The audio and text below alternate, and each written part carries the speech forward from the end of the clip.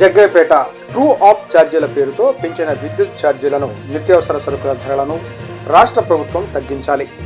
CPM NTR జిల్లా జగ్గైపేట నియోజకవర్గం.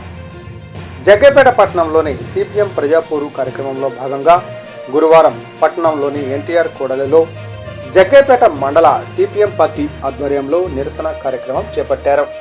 ఈ సందర్భంగా రాష్ట్ర ప్రభుత్వం అవలంబిస్తున్న ప్రజా వ్యతిరేక విధానాలకు వ్యతిరేకంగా నినాదాలు చేశారు.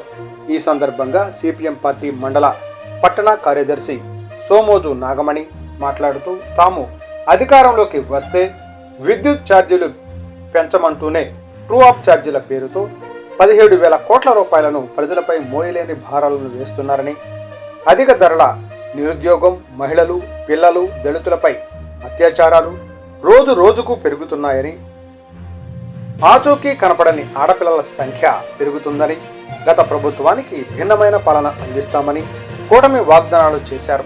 అధికారంలోకి వచ్చిన తరువాత వారి వాగ్దానాలు అమల్లోకి రాలేదని, ఇసుక మద్యం మాఫియాలు చెలరేగిపోతున్నాయని, మహిళలు, పిల్లలపై విచ్చలవిడిగా దాడులు, అత్యాచారాలు, వేధింపులు జరగటం పరిపాటయిందని అన్నారు.